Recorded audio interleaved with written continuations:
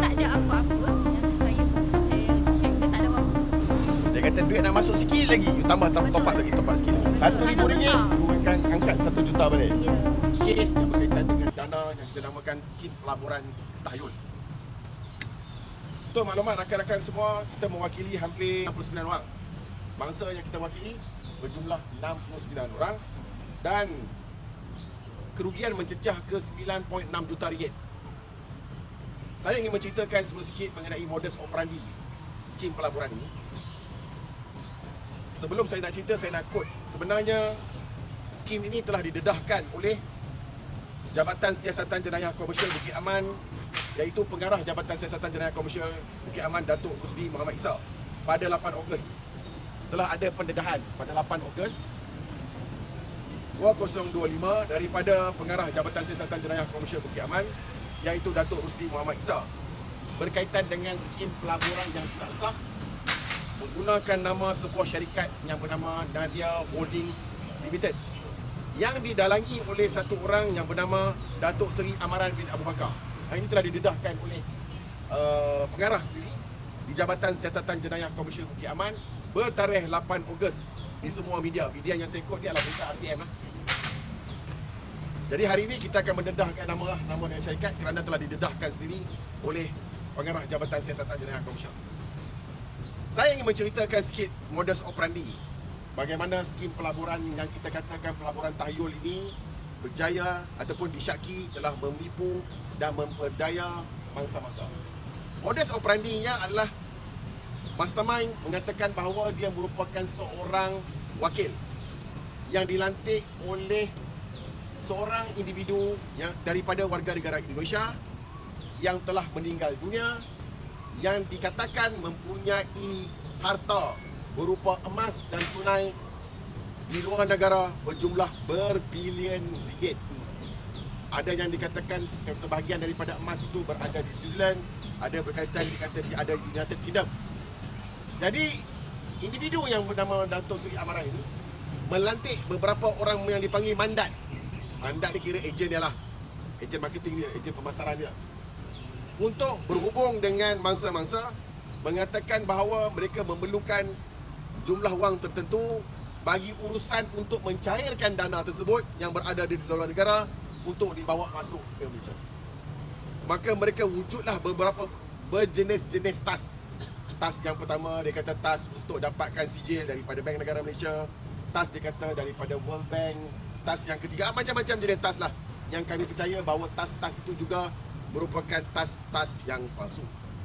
Dan di antara perkara yang dilakukan adalah mereka menubuhkan syarikat yang berdaftar di Labuan Financial Service Authority ataupun dipanggil LFSA, di mana mangsa-mangsa dan juga mandat diminta untuk menubuhkan beberapa syarikat atas alasan syarikat ini akan digunakan bagi menerima deposit, menerima wang, clearance wang daripada negara-negara seperti UK, negara-negara seperti Switzerland untuk dibawa masuk ke Malaysia. Mereka menggunakan pelbagai taktik dan helah supaya tidak pihak berkuasa, terutamanya pihak perbankan, tidak dapat menghidu bahawa deposit pembayaran terhadap tas itu sebenarnya adalah deposit yang berkaitan dengan penerimaan wang bagi tujuan penipuan bagi mendapatkan wang-wang dana-dana tahyul ini. Antaranya dia kata kat situ pembayaran bagi tujuan lembu, pembayaran bagi tujuan peternakan ayam. Tujuannya adalah untuk mengaburi mata pihak bank supaya mengetahui bahawa transaksi yang ada itu adalah transaksi yang suspicious, yang sebenarnya adalah berkaitan dengan pelaburan, berkaitan dengan sindiket dana tahyul yang didalangi oleh individu yang telah didedahkan sendiri oleh pengarah Jabatan Siasatan Jenayah Komersial Datuk Seri Rusdi.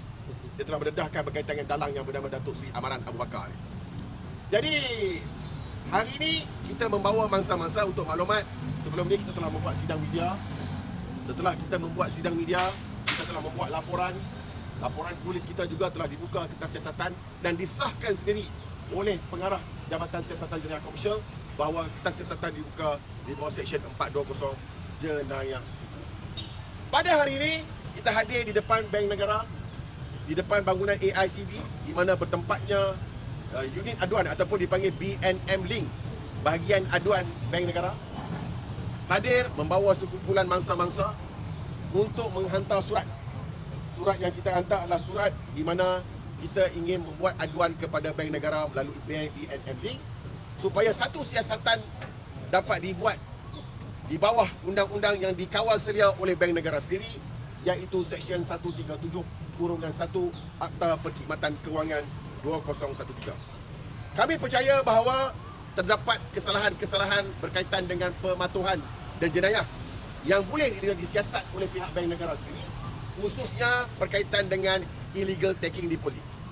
Menurut semakan kami dapati bahawa syarikat yang dikaitkan yang bernama Nadia Holding Limited sebenarnya adalah sebuah syarikat yang tidak mendapat lesen dan kebenaran untuk memungut deposit bagi apa-apa tujuan pelaburan ataupun tujuan sedemikian yang ditawarkan oleh pihak ataupun individu ataupun dalang dalam kes ini. Jadi selain daripada pihak polis menyiasat di bawah Seksyen 420 jenayah tipu, adalah sewajarnya juga pihak Bank Negara Malaysia menggunakan peruntukan undang-undang di bawah Seksyen 137/1 Akta Perkhidmatan Kewangan supaya dapat menyiasat suspek yang telah merugikan mangsa-mangsa, yang menyebabkan kerugian jutaan ringgit, bahkan kita percaya lebih daripada 10 juta ringgit yang telah rugi akibat daripada skim yang dianjurkan oleh dalang terbalik. Maka pada hari ini kami hadir meminta pertimbangan kepada pihak Bank Negara Malaysia melalui BNM Link untuk meneliti aduan kami, terima aduan kami kemudian diserahkan kepada bahagian siasatan supaya bahagian siasatan dapat melengkapkan siasatan. Seterusnya siasatan dapat diserahkan kepada bahagian pendakwaan, khususnya Jabatan Peguam Negara. Sekiranya elemen-elemen jenayah terbabit dapat dipenuhi, apa yang kami harapkan bahawa satu pendakwaan dapat dibuat kepada mastermind, kerana kerugian mangsa-mangsa merupakan kerugian yang besar. Dan untuk maklumat, kes ini tidak perlu dikatakan sebagai satu personal case, tetapi dia adalah satu public interest case yang perlu diberikan perhatian oleh pihak agensi siasatan dan agensi pendakwaan bagi memberikan kepentingan kepada mangsa-mangsa. Assalamualaikum, saya Puan B. Saya salah seorang pengadu urusan Nada Holding ni. Okey, saya terlibat dalam urusan ni asalnya saya kawan yang kenalkan. Saya tak tahu pun apa dia punya projek mula-mula. Saya asal jumpa kawan saya bukan urusan Nadia Holding ni.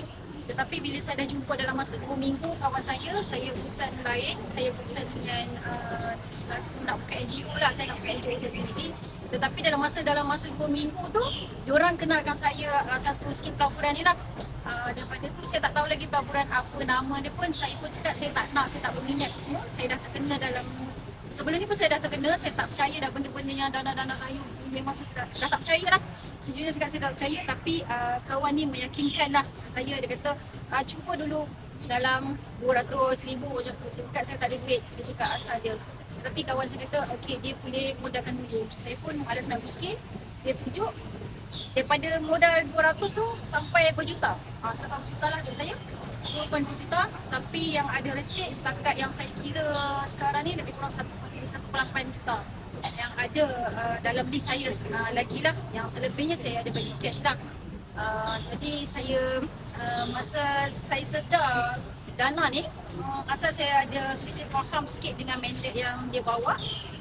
Daripada situlah saya buka-buka, saya tengok benda ni tak ada pun semua. Start saya stop lebih kurang 2003 macam tu lah. Daripada itulah saya pergi, saya sendiri jumpa Datuk Syamudin. Saya alone, saya cakap dengan kawan-kawan saya yang lain, diorang tak percaya. Diorang cakap dana ni masih okey apa semua lagi. Saya cakap tidak, saya cakap kan saya tidak. Tapi diorang pulaukan saya alone, saya jalan seorang sendiri. Saya pergi cari NGO sini, NGO sana. Tetapi yalah, NGO ni memang memerlukan duit lah. Kita ambil private, memang memerlukan duit. Tapi saya seorang, saya alone. Tiba saya fed up, saya abaikan je. Sampailah Puan Nazar yang jumpa sendiri dengan Datuk Syam. Lepas tu diorang tanya saya memang dah tak ambil kuat lah dana ni. Saya kata ada rezeki saya, ada, tak ada rezeki saya Allah ganti yang lain. Saya fikir macam tu je lah, saya bersangka baik kan. Jadi bila Puan Nazar jemput saya berusaha balik dengan Nada Holding ni, Saya kata saya ikut NGO siapa semua, dia kata Datuk Isyamuddin. Okey lah, saya cakap sebab saya sendiri yang pergi jumpa Datuk Isyamuddin. Saya yang alone pergi jumpa dulu. Bila dia masuk, Nazam masuk, saya cakap kenapa? Sebelum ni saya ajak kata percaya apa semua dengan Datuk Seri Amara ni. Pasal ada cerita semua. Daripada situlah kot saya boleh cerita sebab sikit. Sangat-sangat inilah bagi saya. Nak menyesal pun tak boleh nyesal lah kan, sebab kita dah saya rasa macam kena ni lah, kena guna-guna lah. Benda kita tak percaya masa nak bagi pun macam nak ke tak nak. Diorang akan call saya tengah malam, mesej saya minta duit kan. Macam kena sesuatu, kita pun okey. Sampailah Allah bagi sedar saya bulan 2023. Saya faham, itulah yang saya sedar. Saya stop daripada situ. Kerugian dia berapa? Asal saya kira 22 juta, tetapi dalam list yang saya ada 1.8 juta dalam list. So kawan yang recommend tu pun kena tipu juga. Ya, dia pun bawa kena tipu, lepas tu dia tak ambil, tahu dah lah, dia memang dah tak ada dengan saya. Tapi dia still masih lagi berhubung dengan adik murid. So dia still invest tak? Ya, dia still lagi. Sejak bila you melanggar ni? 2019. Kak Seri Amara ni Ya, dia orang itu. ada Malaysia. politik ke? Dia tak ada apa-apa, yang saya buka saya check, dia tak ada apa-apa. Tak. Biasa. Pernah tak you dapat apa ni dia asyik rugi saja ke atau pernah dapat Rugi, tak ada dapat apa-apa. Tak pernah dapat apa. Tak pernah dapat apa-apa. Langsung? Ya, langsung tak ada. Dia punya style dia Dia bagi bukan dia bukan Ah. macam orang melabur saham ni. Dia kata duit nak masuk sikit lagi, you tambah top up lagi, top up sikit lagi. Betul. Kita pukau lah. Dia Ya, tak- macam kena pukau, macam kena pukau. Setuju saya kat macam kena pukau. Kita teruja dengan dia orang punya tarikan tu. Macam tu. betul? You kata start you dapat 200 lagi kan? Ya. Macam mana boleh jadi Dia orang sampai macam tu? bagi ayat macam ni sikit-sikit demi sikit-sikit projek ayam lah, apalah macam tu lah. So Sampai alasan dah. yang dia bagi boleh Ya. dapat. Ya, macam kita teruja lah. Untung dia sangat besar. Dia ratio dia berapa? Kalau kita Lebih 1000 apa? 1J. kalau RM1,000 dapat RM1 juta. 1 juta. Yang tinggi sangat. Wow. Sikit lagi Teruja dengan mau tu lah, teruja dengan tu lah.